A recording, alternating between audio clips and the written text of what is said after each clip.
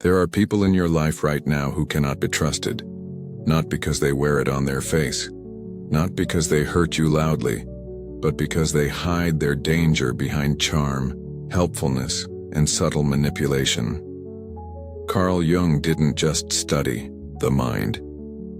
He studied what people hide, and he made it clear the most dangerous people are not the loud ones, but the quiet distortions who blend in, pretending to care while quietly dismantling you from the inside. They don't always shout. They don't always abuse. Sometimes they smile. That's what makes them dangerous. That's why you keep missing the signs. That's why Jung made it his life's work to understand not just the persona, but the shadow. Because people don't show you who they are. They show you what they think will work. And if you're not aware, you'll give your time, energy, trust, even love to someone who is never safe to begin with. So Jung laid out 6 patterns, 6 psychological masks, 6 personality types that feel harmless at first but quietly destroy you if you're not awake. Let's begin. 1. The chronic victim. This is the person who never takes responsibility. Everything that happens to them is someone else's fault. They're always suffering, always attacked, always done wrong. On the surface, you feel bad for them. You empathize. You help. You become emotionally invested in their recovery. But Jung saw this clearly. People who live in permanent victimhood are often hiding deep manipulation. Because if you are always the victim, you never have to be accountable. You never have to change. You never have to confront your own darkness. The chronic victim uses their pain as a weapon. They guilt trip. They twist reality. They pull sympathy out of you and turn it into obligation. You don't help them. You end up carrying them. And the worst part, they don't want healing. They want control. Jung warned us. When someone is always a victim, they have likely fused with their shadow. The part of them that thrives on emotional manipulation under the disguise of helplessness.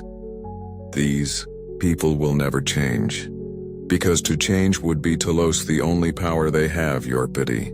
And if you don't distance yourself from them, you'll start to feel guilty for not being broken yourself. 2. The charming mirror. Jung called this the persona trap. Someone who reflects back to you exactly what you want to see. They're agreeable, supportive. They laugh at your jokes. They admire your dreams. They validate your insecurities. At first, they feel like your biggest supporter, but slowly, you notice something strange.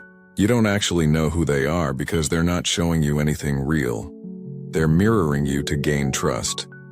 Jung wrote that when a person over-identifies with their persona, they become a mask, and the real self stays hidden, protected, untouched, and unaccountable. The charming mirror is dangerous because they feel safe. But what's behind the mask? Nothing. No substance, no stability, no consistent values. Only the ability to adapt, to mimic, to impress. They're not loyal to you. They're loyal to your approval. And the moment you stop admiring them, they vanish, or worse, turn against you. You didn't meet them. You met your reflection in their performance, and trusting someone like that is like shaking hands with smoke. 3. The passive-aggressive enabler. This one is subtle. They don't openly criticize. They don't fight you directly. They let you speak, and then they suggest, they hint, they undermine. This person will nod when you share your dream and later say something like, "That's ambitious. I just don't want you to be disappointed." Or, "You're so brave for trying that. I don't think I'd ever risk failing like that."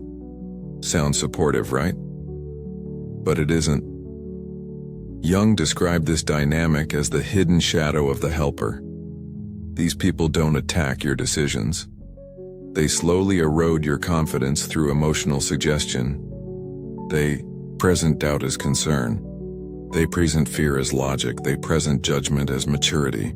And if you're not conscious, you'll internalize their limitations as your own.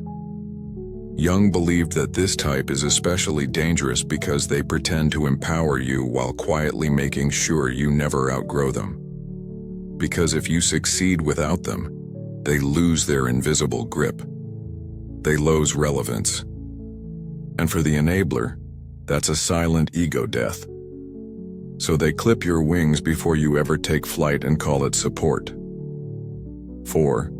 The secret competitor. This person isn't competing with the world.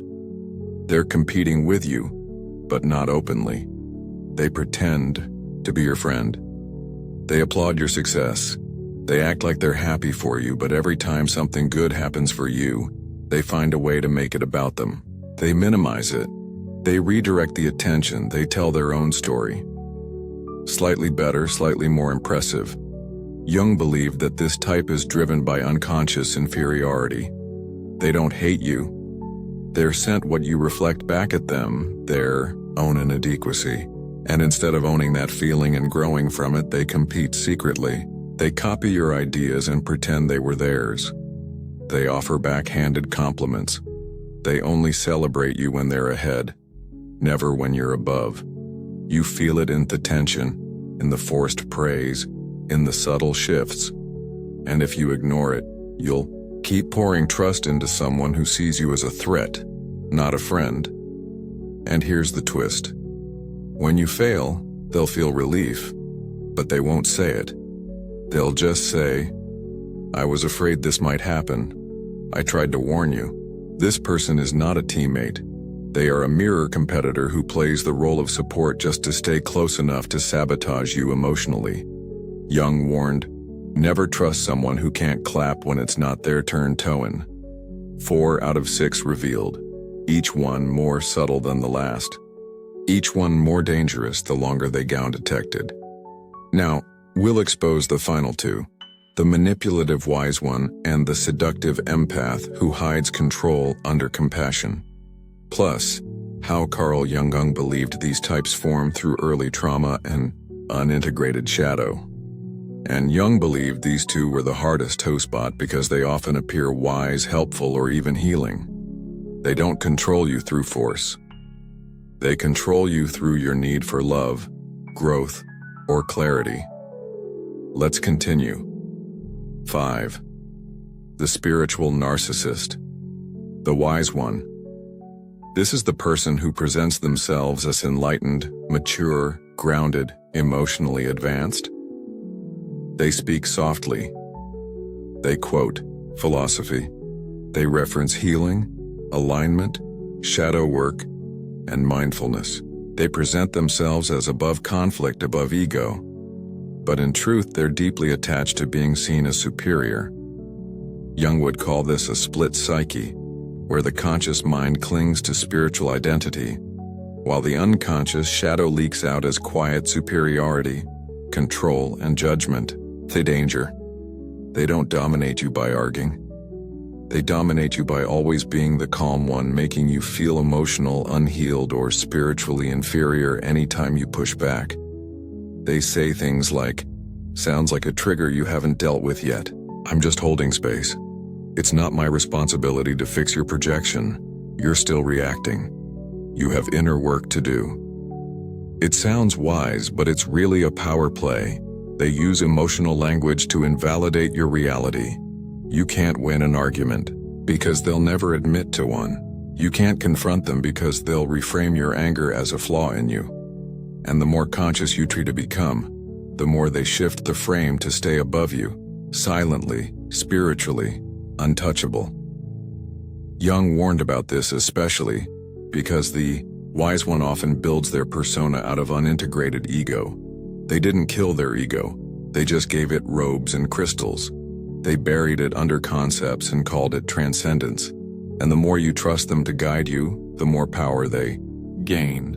Not by helping you grow, but by keeping you small, confused, and always needing their clarity. They don't want equals. They want students. They don't want healing. They want authority. And if you're not careful, you'll mistake their emotional stillness for depth, when in fact it's just performance. 6. The empath who always ends up in control. Jung wrote often about projection, how people assign their own needs, wounds, and intentions onto theirs unconsciously. And the 6th type is a master of this, the empathic controller. They feel everything. They sense energy. They pick up on moods, body language, tension, subtext. They cry easily. They comfort you often. They make you feel deeply seen. At first, this seems like a gift. It feels like connection. But over time it becomes something else. Control through sensitivity. You start adjusting your behavior so you don't disturb them. You suppress your reactions so you don't hurt them. You hesitate to express frustration because they'll say, that energy really affects me. And before you realize it, you're not expressing yourself at all. You're managing them because they've convinced you their pain is your fault. Jung warned about this subtle danger that many people who claim to be highly sensitive are actually projecting unhealed chaos outward and demanding the world organize itself around their wounds. This is where the empath becomes toxic. They don't want connection. They want emotional safety at your expense. And if you fail to meet it, they break down and you become the bad guy. Suddenly, you're insensitive. You're cold. You're unstable. You're responsible for their spiral. But it's not your spiral. It's theirs, and they've never learned to hold it. So they place it on you. And if you're not careful, you'll spend months, even years, trying to regulate someone who never took responsibility for themselves. You'll mistake emotional chaos for depth. You'll mistake sensitivity for purity. You'll mistake control for closeness. And by the time you realize it, your identity will be wrapped around someone else's emotional storm. That's not love. That's psychological submission. And Jung's advice: walk away. Because this kind of person will never say they're dangerous. They'll say they're just feeling too much. And unless you are deeply rooted in yourself, you will start to believe them. You'll believe their pain is your fault. Their chaos is your burden. Their breakdowns are your responsibility. But they're not. You didn't break them. You just got too close. The deeper warning. Now that you've heard all 6 types, you might ask, why do these people exist? Why do they move this way? And Jung's answer is brutally clear: because they never met their shadow. So now they make you carry it. They never faced the part of them that's manipulative. So they project it onto you. They never admitted their need for control. So they control people in the name of love, support, or guidance. They never took responsibility for their pain. So they made it your job to fix. These people aren't rare. They're everywhere. And they thrive in spaces where people don't know how to defend their energy. Jung believed the only protection was self-awareness, to spot the mask, to see through the kindness, to hear what's not being said and walk away before you need proof. Because once you see it, you can't unsee it. Now we'll go beyond the list into how you stop attracting these people, why your shadow makes you tolerate them, and how to permanently become someone they can't manipulate, use, or break. By now, you've seen them. The 6 people Carl Jung said you should never trust. Not because they're always evil, but because they're deeply unaware of themselves. And when someone has no awareness of their own shadow, they make you live in it. They become the chronic victim, the charming mirror, the quiet enabler, the hidden competitor, the spiritual narcissist, the empathic controller. They don't always come to destroy you. They come to feed from you. To Jung, this wasn't moral failure. This was a psychic pattern, a survival system of the unconscious trying to hold itself together by externalizing pain, control, and emotional confusion. And if you don't recognize the pattern, you'll think it's just bad luck. You'll think you keep attracting bad people. You'll think you're being punished. But Jung would say, you're not being punished, you're being mirrored. Because here's the real warning most people miss. You attract what you haven't integrated. Let that sink in. If you're always attracting manipulators, there's a part of you that's still afraid to stand in your own truth. If you're always surrounded by victims, there's a part of you that needs to be needed in order to feel valuable. If you're constantly betrayed by charming people, you're still worshiping external approval more than internal clarity.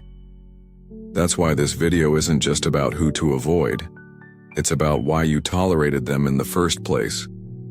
And Jung believed the answer always lives in one place: your shadow. The shadow attracts the mask. Jung taught that the shadow is everything you've repressed. The parts of you were told were too much or too selfish or too intense or not lovable. So you buried them. You became honest. You became helpful. You became agreeable. You became emotionally intelligent. You became whatever would get you accepted. But here's the trade-off. You lost your edge. You lost your instincts.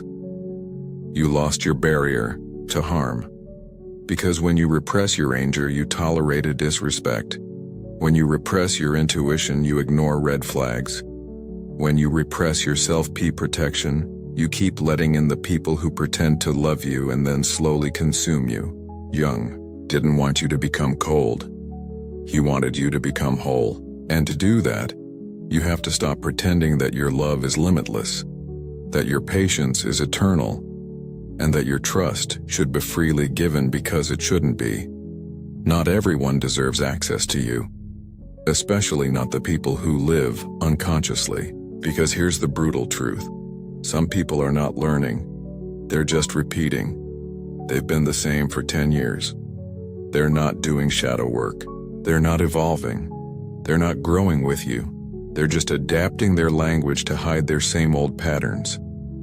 And unless you become the kind of person who values inner alignment over outer harmony, you will keep bending for people who wouldn't stretch an inch for you. What to do now? If this video hit you hard, good. It means something in you is waking up. It means you're done being easy to manipulate. It means the old version of you, the one who needed to be liked, needed to fix, needed to feel good, is finally tired. So here's how you move forward. 1. Audit your circle. Start asking, who drains me? Who confuses me? Who am I constantly explaining myself to? If someone constantly needs context just to treat you right, they're not confused. They're avoiding accountability. Let them go silently without guilt. Jung believed withdrawal is one of the strongest acts of consciousness. Not because you hate them, but because you've stopped abandoning yourself to keep the peace. 2. Let your shadow speak. Stop trying to be perfect. Let yourself say no. Let yourself get angry. Let yourself question people's intentions. Your shadow isn't evil, it's protective. It's the part of you that remembers who you are when you're being emotionally gaslit into forgetting. Let that part rise. Jung said, one does not become enlightened by imagining figures of light, but by making the darkness conscious. If you want peace, stop performing for it. Integrate the part of you that can walk away, that can set a boundary, that can say, I'm not available for this anymore. 3. Stop explaining. The people who deserve your energy won't need you to justify your boundaries. They'll feel them, they'll respect them, and they'll match you with their own clarity. But the toxic ones, they'll demand explanations. They'll guilt trip you. They'll paint you as the problem. Let them. Jung didn't believe in convincing unconscious people to see your light. He believed in becoming so grounded in yourself that their confusion no longer slows you down. 4. Trust what you felt the first time. Most people aren't confused, they're just hoping they're wrong. But you weren't. That moment you felt the energy shift. That moment you hesitated before trusting. That moment your gut said something's off here. That wasn't paranoia. That was your subconscious reading patterns before your mind caught up. Start listening to it. Because the people Jung warned us about don't show up with warning signs. They show up with flattery. They show up with emotional stories. They show up with alignment and vulnerability and healing talk. But time always tells. And when it does, you better be far enough away that it no longer costs you anything. The final word. Carl Jung didn't want you to fear the world. He wanted you to stop fearing your own knowing. The more shadow you integrate, the fewer toxic people get close. Not because you're hiding, but because your energy no longer gives theme entry. You stop explaining. You stop fixing. You stop justifying your standards. And without ever raising your voice, you become someone no manipulator can reach. No narcissist can fool. No competitor can rattle. Because you are now the person Jung wanted you to be: awake, whole, and impossible to trick. All from the series.